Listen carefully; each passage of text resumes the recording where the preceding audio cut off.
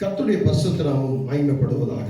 கர்த்தர் பெரியவர், வல்லவர், நல்லவர், சிறந்தவர், இப்படி எல்லாம் நமக்கு தெரியும். கர்த்தர் எப்படிப்பட்டவர்கள் உணர்ந்திருக்கிறோம். கடந்த நாளிலே Christians and the will of God, கிறிஸ்தவர்களும் தேவனுடைய சித்தமும் என்று சொல்லக்கூடிய தலைப்பில் ஒவ்வொரு வாரத்திலும் ஒவ்வொரு பகுதியில் பார்த்தோம். இன்னைக்கு தேவ சித்தத்துக்குள் வாழ்தல். தேவனுடைய சித்தத்துக்குள் வாழ்தல் எப்படி? அது ரொம்ப முக்கியம். தேவனுடைய சித்தத்துக்குள் வாழ்தல். ஒரு கிறிஸ்தவ மனிதன் அல்லது ஒரு கிறிஸ்தவ மனுஷி தேவனுடைய சித்தத்துக்குள் வாழ்தல் அப்படின்றது என்ன, எப்படி, அதை தான் பார்க்கணும். கடந்த நாள்ல ஒரு வசனத்தை தொடங்கி நான் முடிச்சுட்டு அடுத்த வாரம் பார்ப்போம்னு சொன்னேன். எத்தனை பேருக்கு தெரியும் தெரியல. கொலோசையர் 3ஆம் அதிகாரம் 16ஆம் வசனம் படிங்க. கொலோசையர் 3ஆம் அதிகாரம் 16ஆம் வசனம். கிறிஸ்துவின் வசனம் உங்களுக்குள்ளே சகல ஞானத்தோடும் பரிபூர்ணமாக வாசமாயிருப்பதாக. ஆமென். போதும், அது மட்டும். கிறிஸ்துவின் வசனம் உங்களுக்குள்ளே சகல ஞானத்தோடும் நிறைவாய் வாசம் பண்ண. ஆமென். அப்போ இந்த தேவனுடைய சித்தத்துக்குள் வாழ்கிறது அப்படின்றது எப்படி அப்படின்னா, அவருடைய வசனத்துக்குள்ளாக, அந்த வசனத்தின் ஞானத்துக்குள்ளாக அப்படியே நிறைவுபடுத்துகிறது தான் அவருடைய சித்தம். இன்னைக்கு நம்ம அவருடைய சித்தப்படி வாழ்கிறோமா? அவருடைய சித்தம் நமக்குள்ள செயல்படுகிறதா? அவர் சித்தத்திற்குள்ளாக அந்த முழுமையான அந்த வாழ்க்கை நமக்குள்ள இருக்குதா அப்படின்னு சொல்லி நம்ம ஆராய்ச்சி பண்ணி பார்க்கலாம். அவருடைய நீங்க நம்ம சொல்ல போதும் அவருடைய சித்தத்தில் தான் வாழ்ந்துட்டு இருக்கேன். ஒரு பிரதர்கிட்ட கேட்கும் போது அந்த பிரதர் சொல்லுவார், நான் எப்படி இருக்கீங்க பிரதர் அப்படின்னா, ஆண்டவருடைய சித்தத்தில். ஒரு சிஸ்டர்கிட்ட கேட்டோம்னா அந்த சிஸ்டர் சொல்லுவாங்க, ஆண்டவருடைய சித்தத்தில். நீங்க என்கிட்ட கேட்டா நான் சொல்லுவேன், ஆண்டவர் சித்தத்தில். ஆனா அந்த ஆண்டவர் சித்தத்துக்குள் சொல்றோம், அந்த ஆண்டவருடைய சித்தத்துக்குள் வாழ்தல் நமக்குள்ள இருக்க. வாழ்ந்து கொண்டு இருக்கிறோமா, வாழ்கிறோமான்றது ரொம்ப முக்கியம். எப்படி எப்படி வாழ்கிறோம் அதெல்லாம் ரொம்ப யோசித்து பார்க்கணும். அப்போ தேவனுடைய வசனத்துக்குள்ள, அந்த வசனத்தின் ஞானத்துக்குள்ள நிறைவாக வாசம் பண்ணுகிறது தான் தேவனுடைய சித்தம் அப்படின்னு சொல்லி சொல்லப்படுகிறது. நம்ம தேவனுடைய வசனத்தை ஒரு ஊர்கா மாதிரி தான் சைட் டிஷ்ஷா தொடுக்கிறோம். இந்த மெயின் டிஷ் எல்லாமே உலகத்தினுடைய காரியம் தான் அதிகமா இருக்கும். இதுக்கு ஒரு விளக்கம் கொடுக்குறேன் பாருங்க. நடந்து போயிட்டு இருப்போம். நடந்து போயிட்டு இருக்கும்போது ஒரு சைக்கிள்காரர் வருவாரு, பெல் அடிச்சுட்டு வருவாரு, ஓரமா போயா அப்படின்னாரு.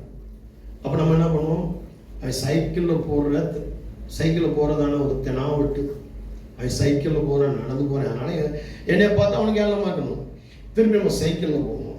நம்ம சைக்கிளில் போகும்போது பைக்காரனை பார்த்து பேசுவோம், அவன் பைக்கில் போறான் மாதிரி அப்படின்னு. பைக்கில் நம்ம போகும்போது கார்காரங்களை பார்த்து பேசுவோம், அவங்களாம் கார்ல போறாங்க அப்படின்னு பேசுவோம். அப்படிதானே? கார்ல போகும்போது நம்ம அதோட கொஞ்சம் பெரிய வாகனங்கள் போகும், ஒரு வேன் போகும், ஒரு ஸ்டாண்டர்டு, ஒரு மெட்ரோடோர் போகும், இல்லாத ஒரு இந்த மாதிரி ஒரு ஜீப் மாதிரி போகும். உடனே அதை பார்த்து நம்ம இது பண்ணுவோம். இப்போ அதில் போவோம், கனரக வாகனம், ஹெவி வெஹிக்கிள் போவோம், ஒரு லாரியோ ஒரு பஸ்ஸோ. அங்கே ஏறி நம்ம போகும்போது கீழே இருக்கிற வண்டிகள்லாம் திட்டிக்கிட்டு போவோம். எப்படி போகிறோம் பாரு, சொல்ல போதும் இல்லையா?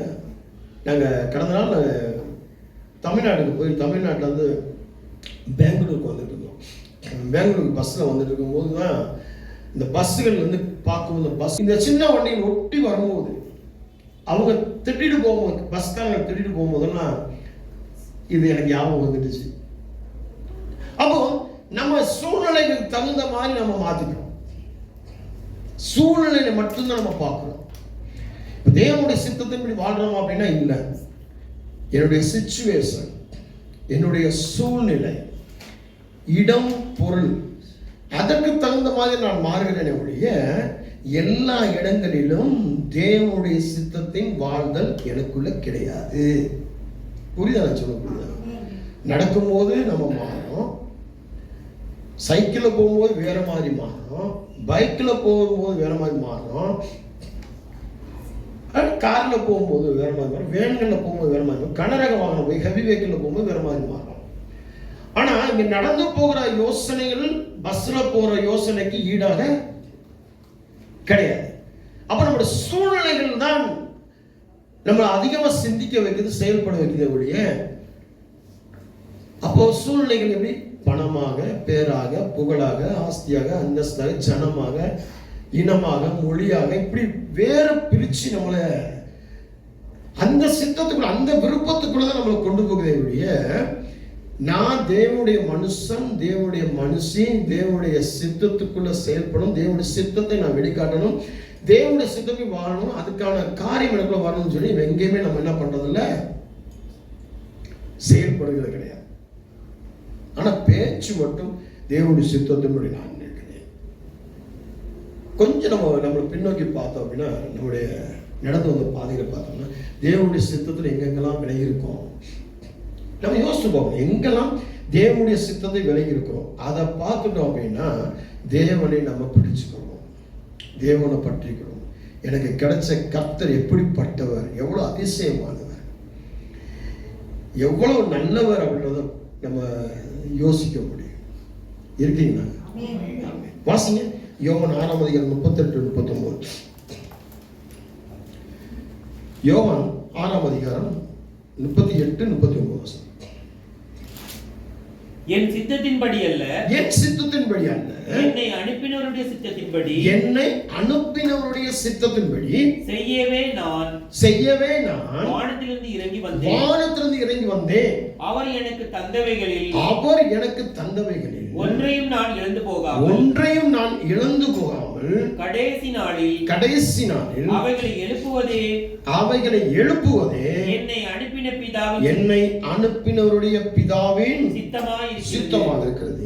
கர்த்தராகிய இயேசு கிறிஸ்து சொல்லும்போது சொன்னாரே, என்னை அனுப்பினவருடைய சித்தத்தின்படியே நான் செயல்பட.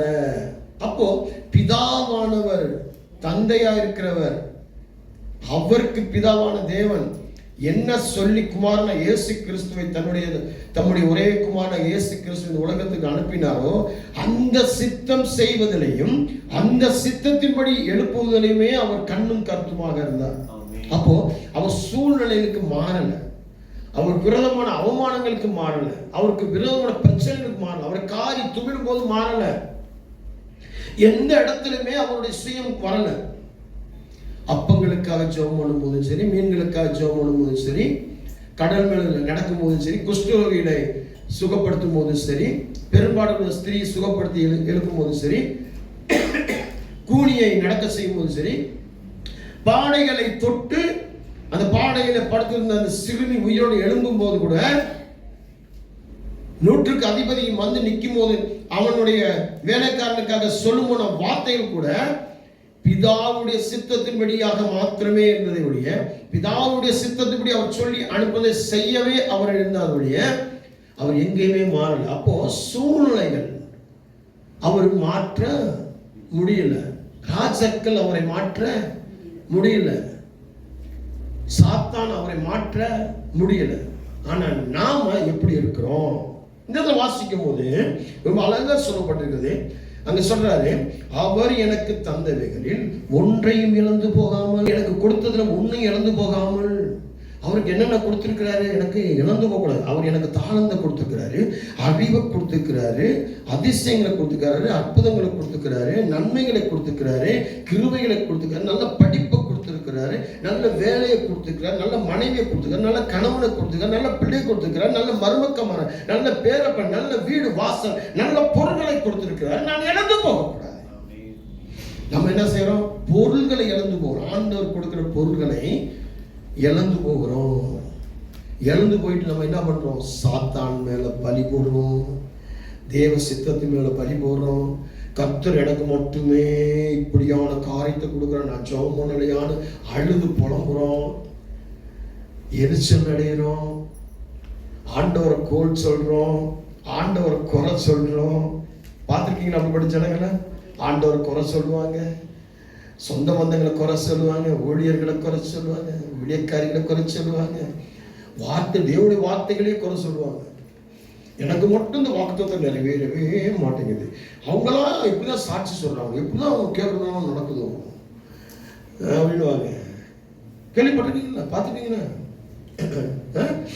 அப்போ தேவனுடைய சித்தத்தை செய்யவே நான் வந்து அப்ப நான் அவர் கொடுத்ததை நான் இழந்து போகிறேன். கோயம்புத்தூர்ல ஒரு பாஸ்டர் நான் பேசுறதுன்னு சொன்னேன். வீடு இருக்கு, இடம் இருக்கு. அவர் ஒரு கூரை வீட்டில் ஒரு சீட்டு வீட்டில் இருந்தார். சீட்டு வீட்டில் இருந்தார். இடம் இருக்கு, அவர் சொந்த இடம், பணம் இருக்கு, எல்லாமே இருக்கு. அவர் சொன்னேன். அப்போ நான் சொன்னேன், பாஸ்டர் அவர் மழை அவர்கிட்ட பேசிக்கும் போது ஒரு பெரிய மழை வந்துச்சு. அந்த மலையில காத்துல அந்த சீட்டு பூரா டம்மு தூக்க ஆரம்பிச்சிச்சு. உள்ள பூரா தண்ணி வர ஆரம்பிச்சு, வீடு பூரா தண்ணி வர ஆரம்பிச்சு. அப்போ நான் சொன்னேன், பாஸ்டர் வீடு நல்லா கட்டலாம்ல. அப்போ அந்த பாஸ்டர் சொன்னார், எனக்கு ரொம்ப பிடிச்சிருந்துச்சு, தேவனுடைய சித்தத்துக்கு காத்திருக்கிறேன் பாஸ்டர். பணம் இருக்கு பாஸ்டர், எங்க சர்ச்சில் கட்டுறதுக்கான கொத்தனார்கள் இருக்காங்க பாஸ்டர், சித்தாளர் இருக்காங்க பாஸ்டர், மண்ணு பக்கத்துல எடுத்துக்கலாம் பாஸ்டர், ஃப்ரீயா எடுத்துக்கலாம், மண்ணை தோண்டி எடுத்துக்கலாம், கல்லுகள் மட்டும்தான் வாங்கணும், செங்கல்கள் மட்டும்தான் வாங்கணும், சீட்டுகள் மட்டும்தான் வாங்கணும், ரொம்ப பெரிய விஷயமே கிடையாது. பணம் இருக்கு, ஆள் இருக்கு, எல்லாமே இருக்கு, இடம் இருக்கு, எல்லாமே இருக்கு. ஏன் இப்படி ஓட்ட இடத்துல நான் உட்காந்துருக்கேன்? தேவனுடைய சித்தத்துக்காக. தேவனுடைய சித்தம் இப்ப எனக்கு வந்துச்சுன்னா உடனே கட்டிடுவேன் அப்படின்னாரு. இப்ப போன 15 வருஷம் கழிச்சு, இப்ப போன வருஷமா 2 வருஷம் முன்னாடி கட்டி முடிச்சிருக்கிறேன். வீட்டு அழகா கட்டி முடிச்சிருக்கிறேன். அதை பார்க்க எனக்கு ரொம்ப சந்தோஷமா இருந்துச்சு. அந்த வார்த்தை ரொம்ப சந்தோஷமா இருந்துச்சு. தேவனுடைய சித்தம் சூழ்நிலைக்காக நம்ம மாறுறோம். தேவனுடைய சித்தம் கிடையாது. அதனாலதான் நிறைய இடத்துல நம்ம என்ன பண்ணிடுறோம், விழுந்து போயிடுறோம். தேவனுடைய சித்தம்ன்றது நம்ம உறுதியாக சொன்னாங்க, எதையுமே நான் இழந்து போகக்கூடாது. கர்த்தர் எனக்கு சொன்ன அவருடைய சித்தம், அந்த சித்தத்தை செய்து முடிக்க நான் வந்திருக்கிறேன். அந்த சித்தத்திற்கு விரோதமாக நான் எதையுமே எனக்கு கொடுத்த அதிகாரத்தை நான் இழந்து போயிடக்கூடாது. அவருடைய பிள்ளை என்ற அதிகாரத்தை இழந்து போயிடக்கூடாது. அவர் எனக்கு கொடுத்த விசுவாசத்தை நான் இழந்து போயிடக்கூடாது. அவர் எனக்கு கொடுத்த பரிசுத்தத்தை நான் இழந்து போயிடக்கூடாது. அவர் என்னை நம்பி கொடுத்த ஒவ்வொரு பொறுப்புகளையும் நான் இழந்து போகக்கூடாது. மகனான பொறுப்பை இழந்து போயிடக்கூடாது, தந்தையான பொறுப்பை இழந்து போயிடக்கூடாது, சகோதரன பொறுப்பை இழந்து போயிடக்கூடாது, வேலைக்காரன் என்ற பொறுப்பை இழந்து போயிடும், முதலாளி என்ற பொறுப்பை இழந்து போயிடக்கூடாது. நான் என்னை படிக்க வைக்கிறாங்க அப்படின்னு சொன்னா அந்த படிப்புல நான் நல்ல ஒரு மாணவனா வரணும், நிறைய மதிப்பெண்கள் எடுத்து அந்த ஸ்கூல்ல அந்த காலேஜில் நான் பேர் பெற்றவனா வரணும், அதுல அவருடைய சித்தம் செயல்படணும். அங்கே அவர் எனக்கு கொடுத்த அந்த படிப்பின் அறிவு ஞானத்தை நான் இழந்து போயிடக்கூடாது. வேலையில் இருக்கிறேன்னு சொன்னா அந்த வேலையில உதவாக்கரையான சோம்பேறி இருந்துடக்கூடாது. அந்த வேலையே எனக்கு பொருளாசையாக மாறிடக்கூடாது. அது தவறு அடிக்கணும். அது ஒரு ஆயுதமாக மட்டும்தான் இருக்கணும். அந்த வேலையை செய்து முடிக்க எதுவும் இழந்து போகாதபடி, அந்த வேலையினால என் மனைவி இழந்து போயிடக்கூடாது, என் கணவனை இழந்து போயிடக்கூடாது, என் பிள்ளைகளை இழந்து போயிடக்கூடாது, என்னுடைய நிம்மதி இழந்து போயிடக்கூடாது, தூக்கத்தை இழந்து போயிடக்கூடாது, என் சுகத்தை இழந்து போயிடக்கூடாது, என்னுடைய பலத்தை இழந்து போயிடக்கூடாது. சொல்ல புரியுது இல்லையா? ஏன்னா ஆண்டவருடைய சித்தத்தினால நான் எனக்கு ஆண்டவர் கொடுத்ததை இழந்து போயிடக்கூடாது. இன்னைக்கு நம்ம என்ன செய்யறோம், ஆண்டவர் கொடுத்த சக்கரத்தையும் இழந்து போய் நிற்கிறோம். பெருமையை, அவர் கொடுத்த பெருமையை, அவர் கொடுத்த பேரை, அவர் கொடுத்த புகழை, அவர் கொடுத்த அதிகாரங்களை இழந்து போய் நிற்கிறோம். குறை சொல்லி தூட்டி தெரிகிறோம். இதுக்கு நான் அங்கேயே இருந்திருப்பேனே, அந்த கடவுள் அவங்க வணங்குறவங்க நல்லா தானே இருக்கிறாங்க, அந்த சாமி கும்புறவங்க நல்லா தான் இருக்கிறாங்க, பெருசாம அதை போய் சேர்ந்துருமா அப்படின்ற மாதிரி நிறைய பேர் இருக்கிறாங்க, நிறைய விசுவாசிகள் இருக்கிறாங்க. கேள்விப்படுறோம்ல, எத்தனை பேர் அந்த காரியங்களை சொல்றாங்க. என்ன பிரதர் சபைக்கு வரல, என்ன பிரதர் சிஸ்டர் சபை, ஆமா சபைக்கு வந்தா மட்டும் நான் நடந்து கிடைக்க போகுது. என்னங்க இன்னைக்கு சீக்கிரமா வரல, ஆமா சீக்கிரமா வந்தா மட்டும். அப்போ எதெல்லாம் இழந்து போகிறோம்? அந்த ஒரு வார்த்தைக்குள்ள சீக்கிரம் வந்தா மட்டும் எவ்வளவு சமயத்தை நம்ம இழந்து போயிடுறோம். காலம் கொள்ளாதது. நம்முடைய காலம் கர்த்தருடைய கருத்தில் இருக்கு. அவருடைய சித்தத்தை செய்யறதே நம்முடைய காரியம், நம்முடைய தெய்வம், நம்முடைய வேலை. அப்ப நம்ம அந்த நேரத்தை இழந்து போகும்போது சாத்தான் நம்மளை எவ்வளவு கவுறான்.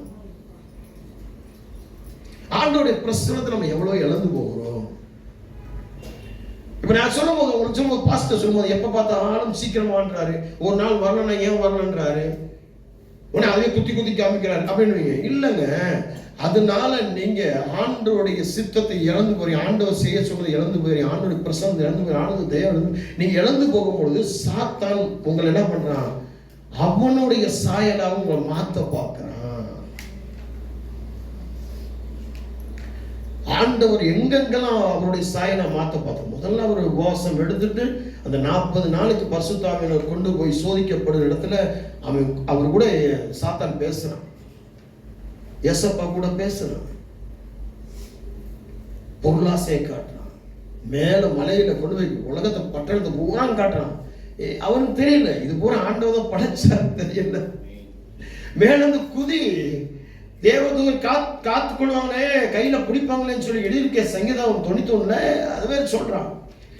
சங்கீதத்தோடு சொல்றான், உங்களுக்கு எல்லாம் வசனங்களை சாத்தான் சொன்ன உடனே நீங்க நிறைய பேர் தேவனுடைய சித்தத்துக்கு விளையாடுறீங்க. அந்த சிச்சுவேஷன் சூழ்நிலைக்கு நீங்க மாறிடுறீங்க. பைபிளையும் அப்படித்தானே போனாங்க, பைபிளே அப்படி போனதுனால என்ன ஆச்சு, அது ரொம்ப முக்கியம் இல்லையா? இருக்கீங்க 2 பேர் 1:19 2 பேர் 1:19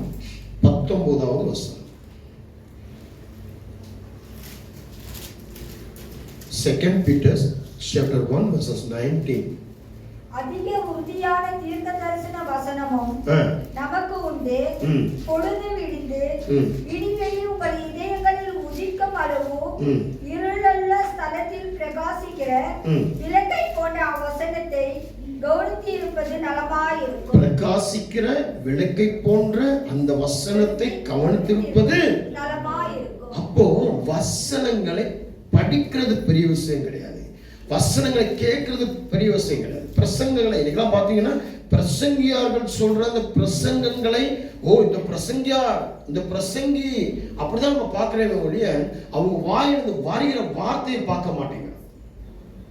அந்த வார்த்தை இருளிலே பிரகாசிக்கக்கூடிய எப்படிப்பட்ட வார்த்தையா இருக்கு, விளக்கை போன்ற அவசனத்தை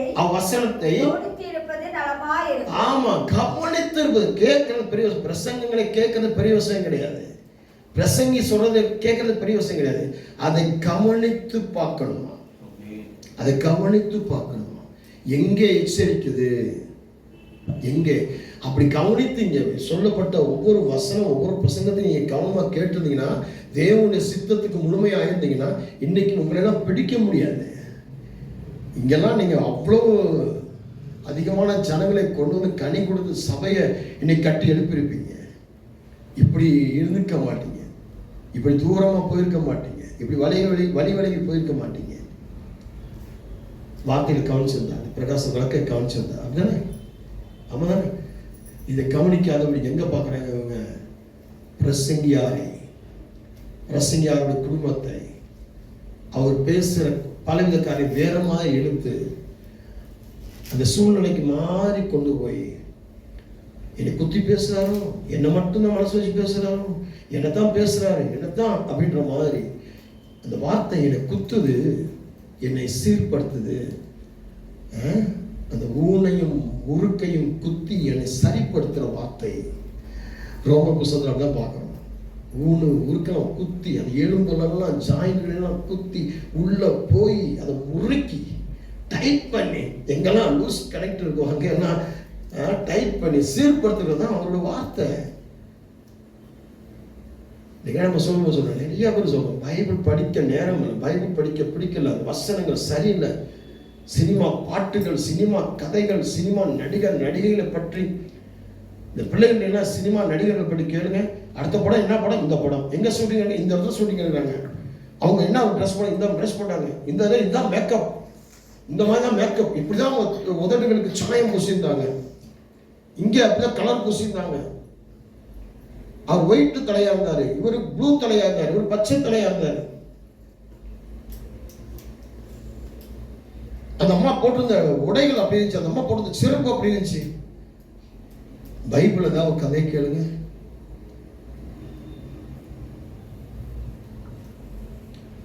வேதம் சொல்லுவாங்க அதிக உறுதியான எப்படி நம்ம வசனம் அதிகமான, எப்படி உறுதியான, அதிகமான உறுதியான தீர்க்க தரிசனம். நடக்க போறது, நடந்தது, நடக்க போறது, நடக்க போற அதிசயங்கள், காரியங்கள் எல்லாவற்றையும் புட்டு புட்டு புட்டு புட்டு பரிசுத்த ஆவியானவர் இந்த வசனத்துல எழுதி வச்சிருக்கிறாருங்க. இந்த 66 புத்தகத்தை எழுதி வச்சிருக்கிறாருங்க. இது எல்லாம் தேவனுடைய சித்தத்துக்குள்ள எல்லாத்தையும் பார்க்க முடியும். இத சும்மா உட்காந்து படிச்சிருவீங்க, ஆனா திருப்பி சொல்ல மாட்டீங்க. பிரசங்கியார்கள் பிரசங்கம் பண்ணும்போது இது வேற மாதிரி இருக்கும், பைபிள் ஸ்டடியில் வேற மாதிரி இருக்கும். நீங்க நினைப்பீங்க இந்த வசனம் எப்பயும் படிச்சது தானே, இப்போ இந்த வசனங்களை நான் சொல்லும் போது ஏற்கனவே படிச்சது தானே, நிறைய முறை வீட்டில் படிச்சிருக்கிறேன், நிறைய பிரசங்க சொல்லி படிச்சிருக்கிறேன், கேள்விப்பட்டிருக்கிறேன் அப்படின்னு. ஆனால் பிரசங்கியார்கள் விளக்கும் போது அது உள்ள இருக்கக்கூடிய அந்த ரகசியங்களை உள்ள கொண்டு வரும்போது, அந்த பொக்கிஷங்களை திறந்து கொண்டு வரும்போது, அது வேற கோணத்தில் கொண்டு போகும்போது, ஓ இதுக்கு இது ஒரு அர்த்தம் இருக்கா அப்படின்னு நினைப்பீங்களா? அதான் அதிகமான உறுதியான தீர்க்க தரிசனமான விளக்கான வெளிச்சமான இருளிலிருந்து பற்றி எறியக்கூடிய, இருள்களை மாற்றக்கூடியது, இருளின் வாழ்க்கை மாற்றக்கூடிய. அப்போ உன் ஆண்டவருடைய சித்தம் எங்கே இருக்கு அப்படின்னு சொல்லி பார்க்கும்போது அவருடைய வார்த்தை கொடுக்க. அதான் கர்த்தர் இயேசு கிறிஸ்து பிதாவுடைய வார்த்தையை அப்படியே கேட்டு நடந்தாரு. அவர் சொன்னது போலவே செஞ்சாரு. எங்கேயுமே அவர் சுயம் வெளியே கொண்டு வரல. அதனாலதான் அவர் எதையுமே இழந்து போகல. ஆண்டவர் எதை செய்ய சொன்னாரோ அதை செஞ்சு முடிச்சு பரமேறினாரு. இருக்கீங்களா? பரமேறினாரு. அதனாலதான் அவர் இந்த உலகத்தை எதுவுமே எழுப்பல. அவர் எந்திரிக்கும் போது எல்லாவற்றையும் எழுப்ப பண்ணினார். இன்னும் எழுப்ப போவார், செய்ய போகிறார். எடுத்து வாசிப்போமா? நீதிமொழிகள் புஸ்தகம் 3ஆம் அதிகாரம் 5ஆம் வசனம். Proverbs chapter 3 verses 5.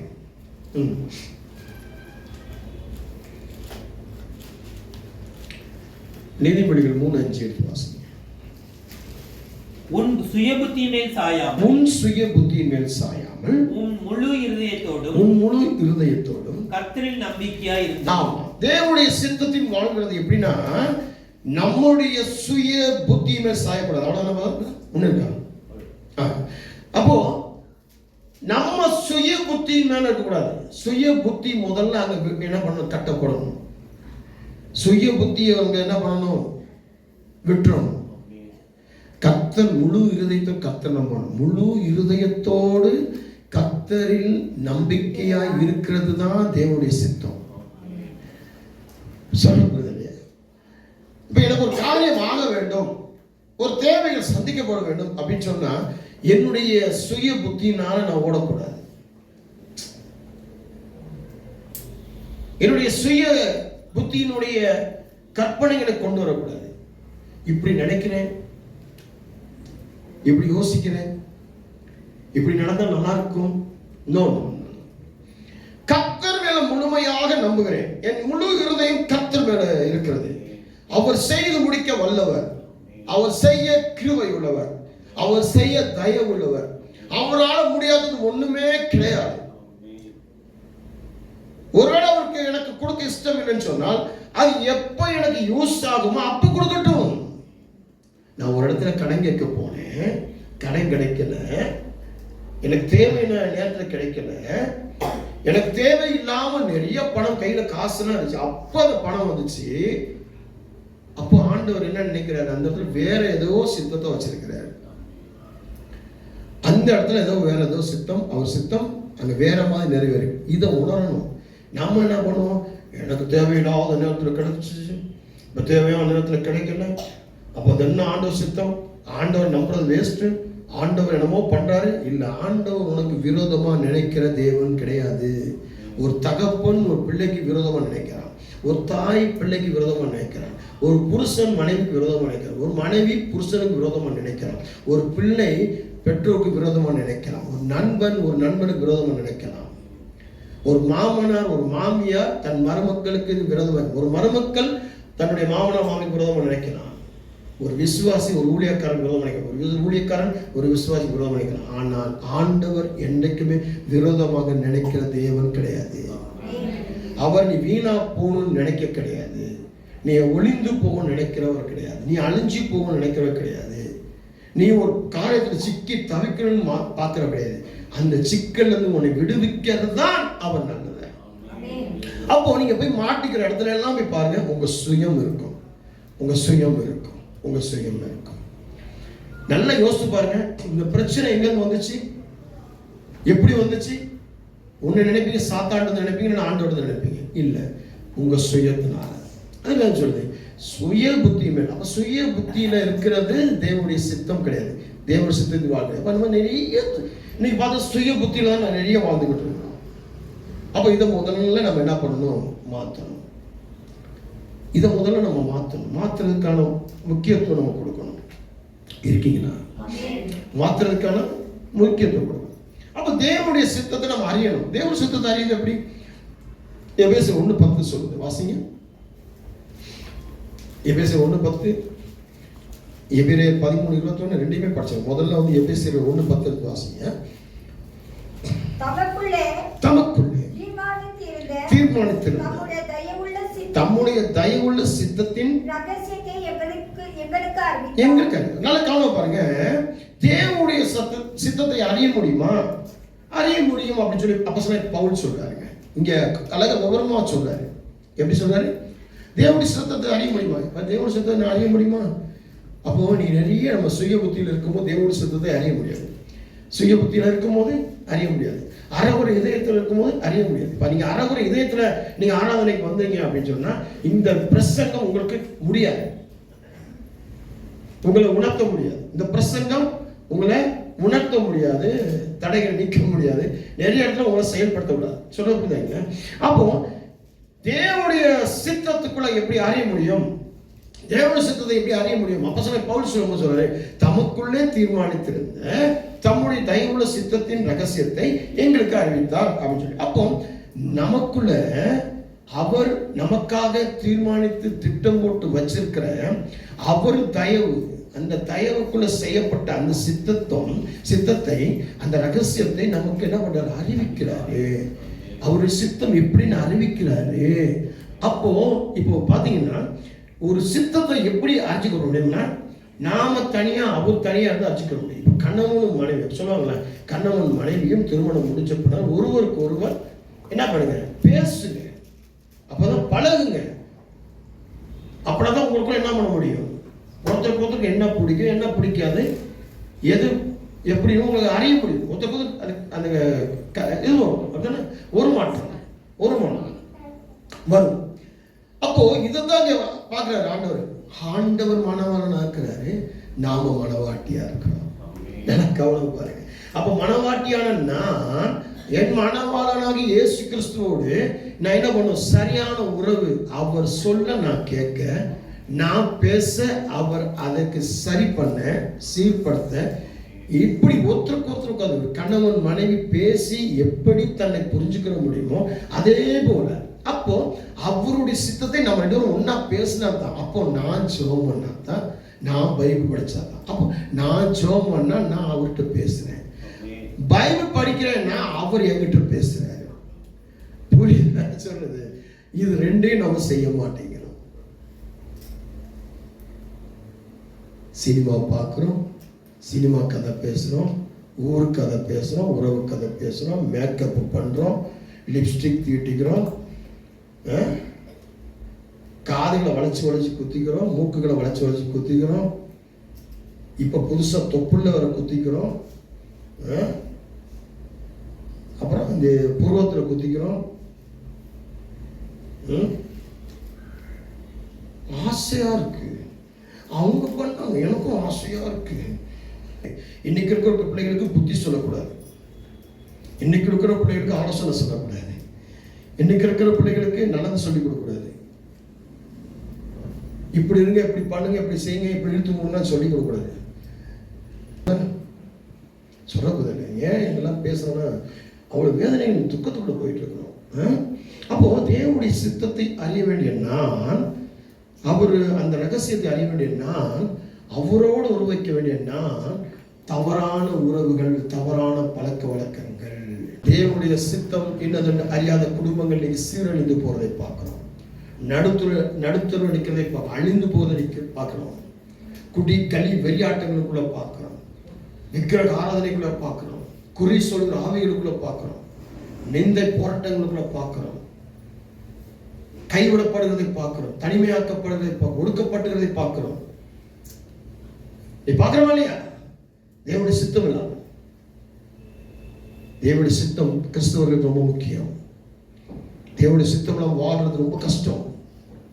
இன்னைக்கு தெரியாது, அவர் வரும் பொழுது அவருடைய பிரசன்னத்தை உணராமல் அன்னைக்கு நிற்கும் பொழுது, அப்போ கைவிடப்படும் போது அங்கே ஊதுகிற அந்த எரிகோ சத்தம் காதலை விடாமல், அந்த எச்சரிக்கை, அந்த ஜாக்கிரதை, கையில் வச்சிருக்கிற அந்த தீப்பந்தம் அங்கே எண்ணெய் குறைஞ்சி போகிறது தெரியாமல், எரிந்து அமிழ்ந்து போகிறது தெரியாமல்,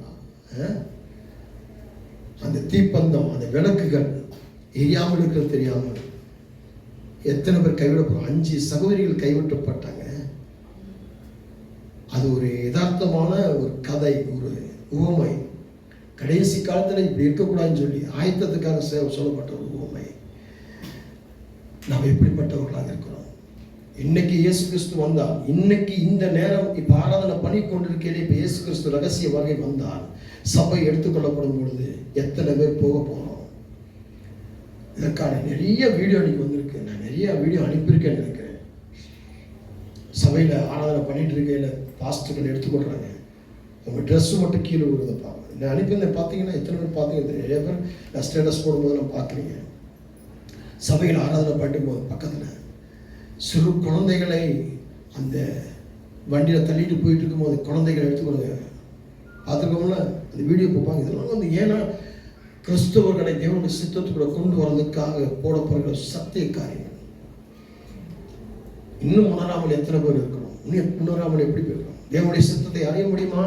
அப்படி அப்போஸ்தலன் பவுல் சொல்றாரு, இங்க சொல்றாரு, அவருடைய சித்தத்தை அறிவது எப்படி? எபிரேயர் 13:21. எபிரேயர் 13:21.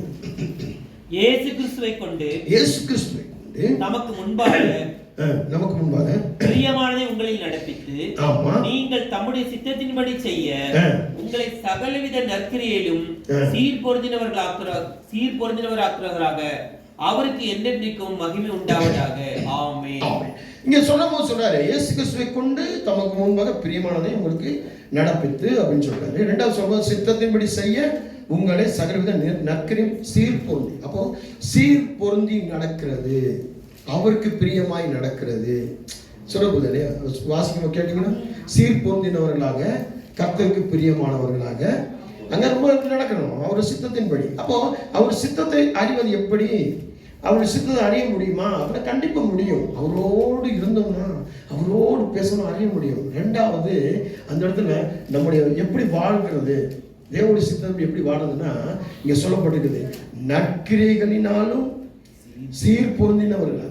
அப்போ நல்ல காரியங்களை செய்யக்கூடியவர்கள். இவங்ககிட்ட போனா நல்லா பேசுவாங்க, நல்லா செயல்படுவாங்க, நல்ல விஷயத்தை தான் சொல்லி கொடுப்பாங்க, நல்லவங்களாக தான் இருப்பாங்க, நல்ல வழியில உண்மையா உழைப்பாங்க, உத்தமமாக உழைப்பாங்க. அவங்க வேலையில உண்மை இருக்கும், வியாபாரத்தில் உண்மை இருக்கும், அவங்க படிப்புல உண்மை இருக்கும், அவங்க குடும்பத்தில் உண்மை. அவங்க கூட நான் போய் பேசினா நானும் உண்மையா இருப்பேன், உத்தமமா இருப்பேன். சீர்பொருந்த எல்லாத்திலும் சீர்பொருந்தினவர்களா இருப்பாங்க. எதுவுமே குறை சொல்ல முடியாது. அவங்க உலக வாழ்க்கையில, ஆவிக்குரிய வாழ்க்கையில எதுவுமே குறை சொல்ல முடியாது. அவங்க நடத்தையில குறை சொல்ல முடியாது. அவங்க பேச்சுகளை குறை சொல்ல முடியாது. இருக்கீங்களா? நம்ம பார்க்கணும். ஒருத்தர் வந்து ஸ்தோத்திரம் பிரதர், ஸ்தோத்திரம் சிஸ்டர், எப்படி நீங்க நல்லா இருக்கீங்களா? நீங்க சீர்பொருந்தினவர்களா இருந்தீங்கன்னா, நற்கிரைகள்ல இருந்தீங்கன்னா, ஆண்டவர் சித்தத்தைனா நீங்க ஸ்தோத்திரம் போடும்போது அவங்களும் ஸ்தோத்திரம் போடுவாங்க. அவங்க ஸ்தோத்திரம் போட்டு நீங்க போறது முன்னாடி அவங்க போடுவாங்க. சொல்லப்படுது இல்லையா? நிறைய பேர் நம்ம சொல்லுவோம், என்ன அந்த பிரதர்கிட்ட ஸ்தோத்திரம் போட்டேன், என்ன அந்த பாஸ்டர் ஸ்தோத்திரம் போட்டேன், எப்படி எங்களுடைய கம்மும் அடியாடி போறாரு, என் பேசவே மாட்டேங்கிறாரு. பேசுவே, அந்த நண்பர்கிட்ட பேசுங்க, அந்த சகோதரன் பேசுங்க. என்கிட்ட பேசவே மாட்டேன், மூச்சு கொடுக்கவே மாட்டேன், என்கிட்ட ஸ்தோத்திரம் பண்ண மாட்டேன், சொல்ல வைங்க ஆண்டவரே. அப்படி ஜெபம் பண்ணக்கூடாது. அந்த இடத்துல என்னை சீர்பொருந்தினவனாக என்னை சரியாக உங்களுக்கு பிரியமா என்னை மாத்துங்க. அந்த சனம் என்னை தேடி வந்து எப்படி இருக்கு கேட்கிற மாதிரி என்னை மாத்துங்க. இதுதான் தேவனுடைய சித்தத்தை அறிய முடியுமா? அறிய முடியும். எப்படி? அப்ப நீங்க எப்படி இருக்கணும்? ஒரு பைபிள் வாசிக்கிறவங்களா மாறணும். பைபிள் வாசித்து விடுறவங்களா கடை கடை கடை கடை படிச்சு விடுறவங்களாங்க. ட்ரெயின் வந்து தண்டவாளத்தில் போய் கடை கடை கடை கடை கடன் போதுன்னு அப்படி போகக்கூடாது. நிறுத்தி நிதானமாக படித்து அந்த வசனங்களை பிடித்து அந்த வசனங்கள் கற்பனைகள் என்ன சொல்லுதுன்னு கேட்டு அதுக்கு கீழ்ப்படிச்சு அப்படியே உன் வாழ்க்கையை முழுசாக மாற்றணும். ரெண்டாவது ஜெபிக்கிறவங்க எப்படி இருக்கணும்? எப்படி ஜெபம் பண்ணணும்? எனக்கு அது வேணும், எனக்கு இது வேணும், எனக்கு அப்படி வேணும், எனக்கு இப்படி வேணும். அவங்களுக்கு கிடைச்சிருச்சு, எனக்கு கிடைக்கல. அவங்களுக்கு கொடுத்துட்டீங்க, எனக்கு கொடுத்துட்டீங்க. நான் மட்டும் இப்படி போயிட்டேன், அப்படி ஜெபம் பண்ணக்கூடாது.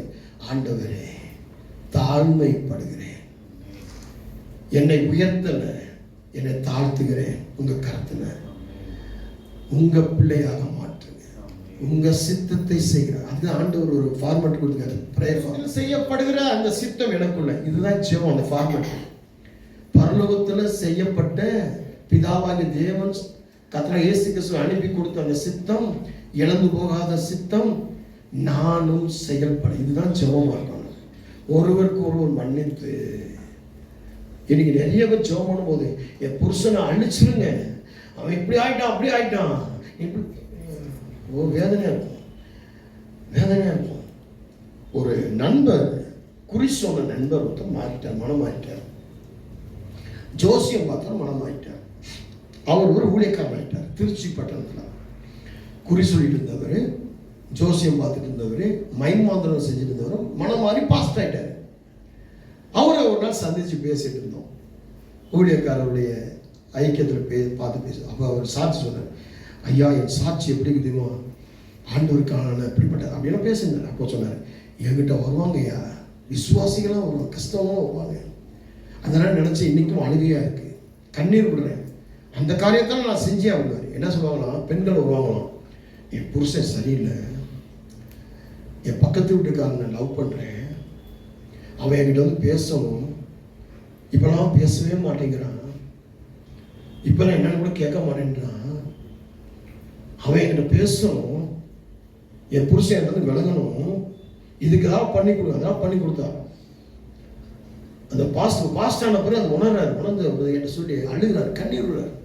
இப்படிலாம் செஞ்சேன், இன்னைக்கு என்னையும் ஊழியக்காரனா ஊழியம் செய்ய வச்சிருக்காரு.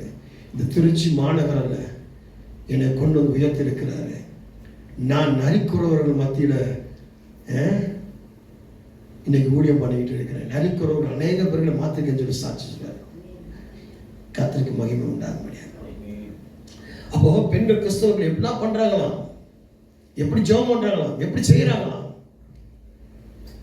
அப்போ எப்படி கேட்கறது, தேவ சுத்தம் எப்படி? கெட்ட புருஷனை எனக்கு சரியான புருஷனை மாத்துங்க, கெட்ட மனைவியை எனக்கு சரியா மாத்துங்க, ஒரு நல்ல மனைவியா நல்ல கணவன் நடக்கிறதுக்கு எனக்கு பழக்குவீங்க, ஒரு சித்தம் எனக்குள்ள அதுக்கு செய்யும். அப்படிதான் கேட்கணும். எனக்கு இவன் வேண்டாம், இவன் அழிஞ்சிடட்டும், எனக்கு பக்கத்து வீட்டுக்காரனை கொண்டு வந்து கொடுங்க அப்படின்னு எப்படி இருக்கும்? அந்த ஊழியக்காரன் சொல்லும்போது அது உணர்ந்து பார்க்கும்போது எப்படி இருக்கும்? அது கதை இல்லை, உண்மையாக நடந்த விஷயங்கள். இப்படிலாம் குறி செஞ்சு இப்படிலாம் செய்வன செஞ்சு இந்த மனுஷன் எனக்கு மாறுங்க. தேவனுடைய சித்தம் எப்படி இருந்தாலும் உங்களை மாற்றிடும். எவ்வளோ அதில் பாதாளத்துக்கு போயிருந்தாலும் உங்களை மாற்றிடும். தேவனுடைய சித்தத்துக்கு அவ்வளோ வல்லமை இருக்குங்க. அறிய முடியும்.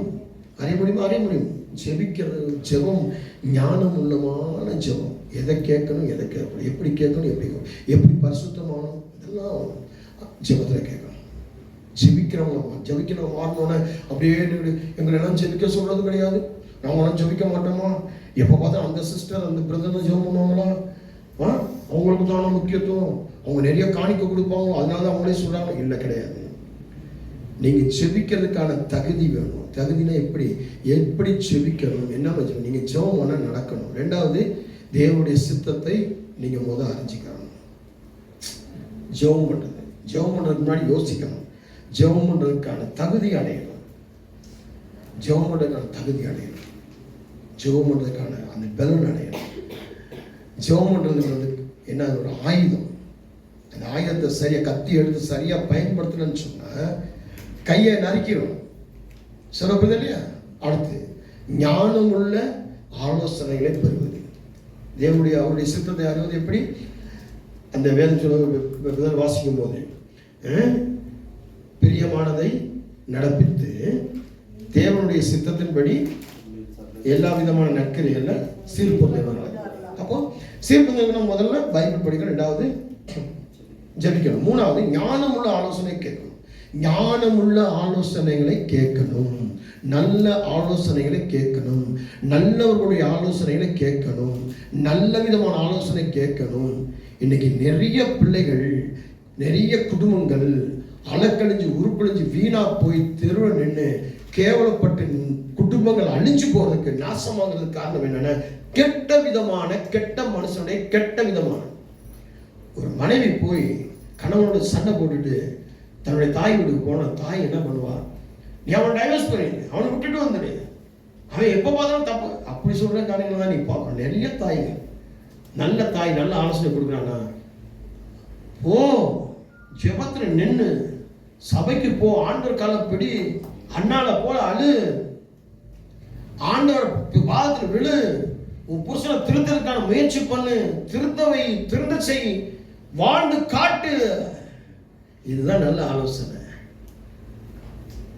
இன்னைக்கு என்கிட்ட பார்த்துக்கோ, உனக்கு வேற புருஷனை பார்த்து கல்யாணம் பண்ணி வைக்கிறேன், அவனை விட்டு டைவர்ஸ் பண்ணிடுவான் அப்படின்னா அவன் நல்ல ஆலோசனை. இது என்ன சொல்றது? இது ஒரு எக்ஸாம்பிள் சொல்றேன்.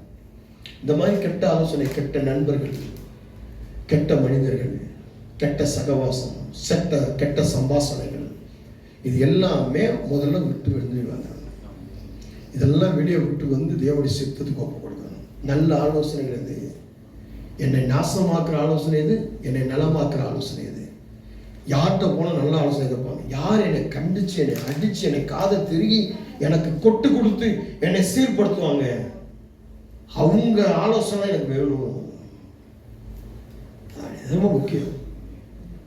முத ராமசாமி வாத்தியார் என்னை அடிக்கும்போது, குருசாமி வாத்தியார் என்னை அடிக்கும்போது, நிர்மலா மேடம் நிர்மலா டீச்சர் அடிக்கும் பொழுது உடனே மாறும்.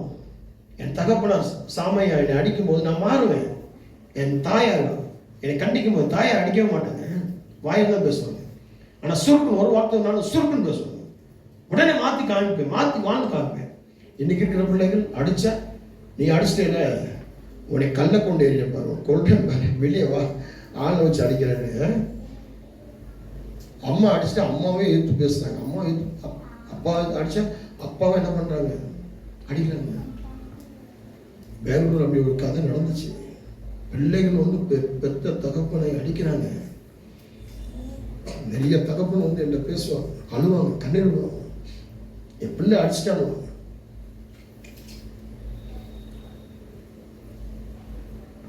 நல்ல ஆலோசனையை கேட்கணும், நடக்கணும் ஆலோசனை. அதான் வேதம் சொல்லி சுய புத்தியின் மேல் சாயாமல் அப்படின்னு. அப்போ இங்க எல்லாமே சுய புத்தி, சுய ஆலோசனை. எனக்கு ஆண்டவர் பேசுறார், எனக்கு ஆண்டவர் செய்யறார், எனக்கு ஆண்டவர் நடத்துறார். ஆண்டவர் பேசுறாரா, சுயம் பேசுதா, பிசாசு பேசுறானா, எதுவுமே தெரியல. இன்னைக்கு நிறைய பேருக்கு தெரியல. கேட்டா தேவனுடைய சித்தத்தோடு இருக்க, தேவனுடைய மனசுல இருக்க, தேவனுடைய மனுஷனாக எதுல போறோம், எந்த ஆலோசனை போறோம்னு நிறைய பேர் தெரியல. நல்ல ஆலோசனை இல்லை. அதுக்கடுத்து ஆண்டவருடைய கட்டளைகளை பின்பற்றுவது. ஆண்டவருடைய கட்டளை என்ன? 10 கட்டளைகள் சொல்லப்பட்டிருக்குது. புதிய ஏற்பாட்டில் 2 கட்டளைகள் சொல்லப்பட்டிருக்குது. ஆக மொத்தம் 12 கிடையாது, 10 2 சொல்லப்பட்டிருக்கு. ஆக மொத்தம் 10 கட்டளைகள். ஆண்டோடைய கட்டளை என்ன சொல்லப்பட்டிருக்கு? ஆண்டோடைய கட்டளை என்ன? ஆண்டோட கட்டளைக்கு நேராக நான் எப்படி இருக்கணும்? அந்த கட்டளைக்குரிய காரியங்கள் நான் எப்படி நடக்கணும்? அந்த கட்டளைக்கு ஏற்ற ஒரு மனுஷனா, ஒரு மனுஷன், ஒரு பிள்ளையா, ஒரு தகுதியா. அப்ப எனக்கு ஒரு பிடிவாதம் இருக்கக்கூடாது, பொறாம இருக்கக்கூடாது, போட்டி இருக்கக்கூடாது, சண்டைக்காரி இருக்கக்கூடாது. பைபிள்ல சொல்லப்படுது, சண்டைக்காரன் இருக்கக்கூடாது, போதக்காரனா இருக்கக்கூடாது, பிடிவாதக்காரனா இருக்கக்கூடாது, பொருளாசைக்காரனா கூட நிறைய சொல்லப்படுது. இன்னைக்கெல்லாம் பார்த்தீங்கன்னா பிடிவாதம் இவ்வளவு அந்த கர்த்தருடைய சித்தம் இல்லாமல் நம்ம சுய புத்தி, அந்த சுய புத்தியில சாயிறது, அந்த பிடிவாதம், அந்த தேவனுடைய கட்டளைக்கு விரோதமாக ஆராதனை கூட நான் போகாமல் இருந்தாலும் பரவாயில்ல, ஜெபம் பண்ண போகாமல் இருந்தாலும் பரவாயில்ல, ஆண்டோட வார்த்தை கேட்காம என்னுடைய சுயம் அவங்க நிக்கணும்னு சொல்லி எப்படி கொண்டு போறான் பாருங்க பிசாசு. அது தேவனுடைய சித்தம் கிடையாது, அது தேவனுடைய காரியம் கிடையாது. நம்ம தேவனுடைய சித்தத்துக்குள்ள இருந்தால் அதுல எவ்வளவு அவமானம் வந்தாலும் அந்த இடத்துல நம்ம உயர்த்துவார். குன்னிமுத்து பார்த்துருக்கீங்களா? குப்பையெல்லாம் கிடக்கும், எவ்வளவு அழகா இருக்கும். குப்பையில கிடந்தாலும் குன்னிமுத்து தான் வேணும். அதுதானே தேவனுடைய சித்தத்துக்குள்ள நம்ம இருந்தோம்னா நம்ம எங்க இருந்தாலும் தொண்ணி முத்தா ஜெபிப்போம், அழகா ஜெபிப்போம். நீங்க தேவனுடைய சித்தம் இல்லாம நீ வைரமா இருந்தாலும் சரி, நீ குப்பையும் கேவலமா தான் இருப்பீங்க. என்ன பாஸ்டர் இப்படிலாம் பேசுறீங்க? உணர்றதுக்காக பேசுறீங்க. உணரணும்ல. யாருமே நம்மளை சுத்தி காமிக்கிறோன்னா, சூழ்நிலையை மாத்தி காமிக்கிறோன்னா, நம்ம ஆண்டவர் வரைகளை எப்படி நிற்போம்?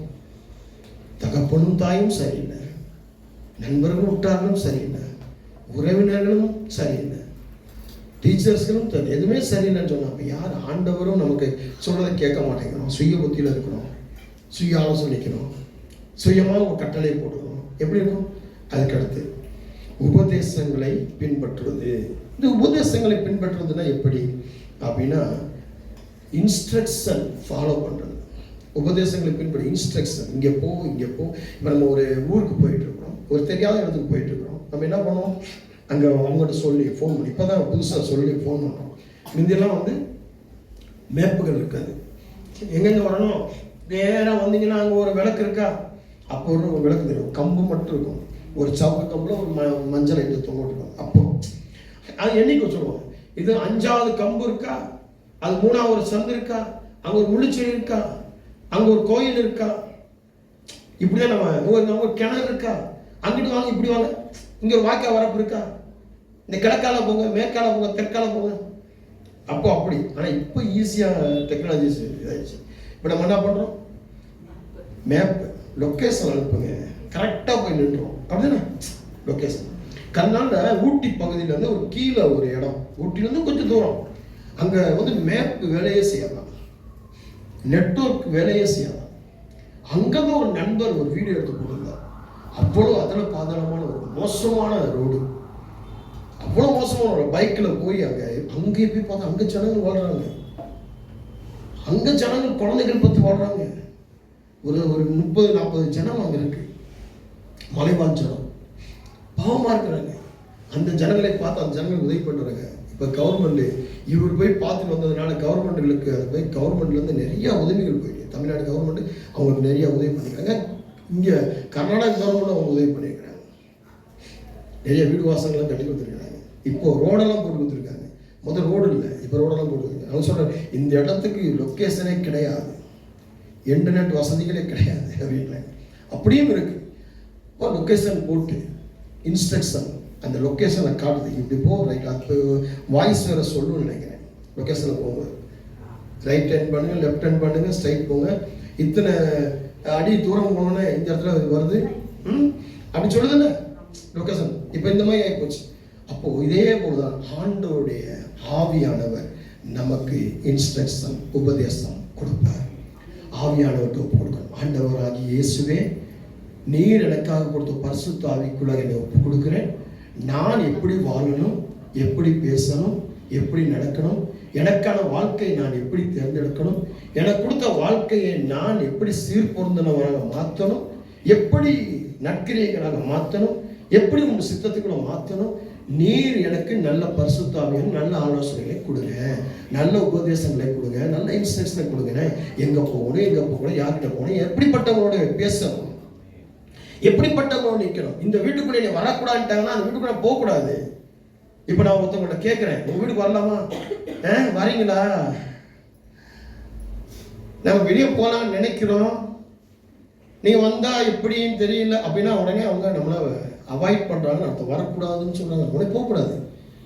நம்ம என்ன பண்ணுவோம்? அங்கே போய் உட்காந்துட்டு அவங்க பேசி பேசி அவங்க பேசி காது ரத்தம் வர வரைக்கும் உட்காந்து பேசிக்கிட்டு இருப்போம், அறுத்துக்கிட்டு இருப்போம், நொய் நொய் நொய் நொய் இருக்கும்.